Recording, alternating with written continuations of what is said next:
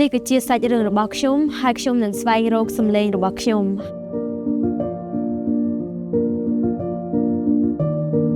យើងទាំងអស់គ្នាដឹងហើយថាចំណេះដឹងវាពិតជាមានសារៈសំខាន់សម្រាប់យើងទាំងអស់គ្នា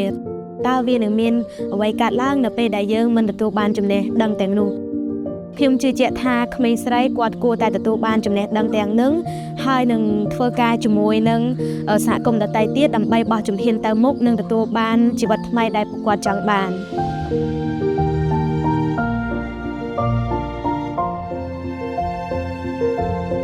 នៅពេលដែលខ្ញុំបានចូលរួមក្រុមក្លឹបគឺក្រុមក្លឹបបានផ្លាស់ប្ដូរជីវិតរបស់ខ្ញុំគឺបានច្រើនមុនពេលដែលខ្ញុំមិនទាន់បានចូលក្រុមក្លឹបកុមារគឺខ្ញុំជាក្មេងស្រីម្នាក់ដែលមានភាពខ្មាស់អៀនតែដល់ពេលដែលខ្ញុំបានចូលរួមគឺឃើញថាខ្លួនឯងមានភាពក្លាហានជាងមុនហើយហ៊ានតាក់ទងជាមួយនឹងអាញាធរហ៊ាននិយាយស្ដីជាមួយនឹងចាស់ហើយមួយវិញទៀតគឺខ្ញុំបានយល់ដឹងតាក់ទងជាមួយនឹងបញ្ហាផលប៉ះពាល់តាក់ទងមួយការរៀបការនៅវ័យកុមារបញ្ហាការបោះបង់ចោលការសិក្សានិងយល់ដឹងតាក់ទងជាមួយនឹងសុខភាពបន្តពូជ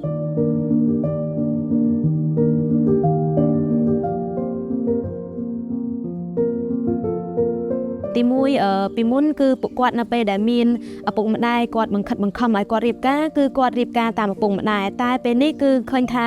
ក្រុមក្លឹបកុមារគាត់បានជួយចុះផ្សព្វផ្សាយចូលទៅអប់រំណែនាំគឺឃើញថាពួកគាត់ហ៊ានប្រាប់ពីហេតុផលដែលពួកគាត់មិនបានរៀបការគឺគាត់បានយល់ដឹងពីផលប៉ះពាល់នៃការរៀបការក៏ដូចជាតើតើមួយអំពើហិង្សាផ្អែកលើ gender ពីមុនឡើយក៏មាន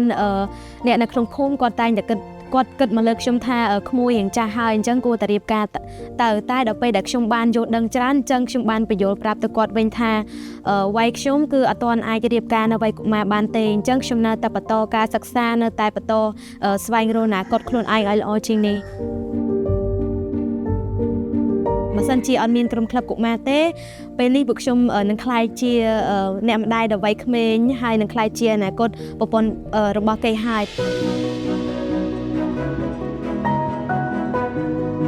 ក៏នៅក្នុងសហគមន៍ក៏មានការកាត់បន្ថយនៅការរៀបការនៅវ័យកុមារនិងការបោះបង់ចោលការសិក្សាផងដែរតើតើសម្លេងរបស់ខ្ញុំនៅក្នុងសហគមន៍ឃើញថាអាញាធរគាត់ផ្ដល់តម្លៃសម្លេងរបស់ខ្ញុំពិតជាមានសារៈសំខាន់ខ្លាំងមែនទែន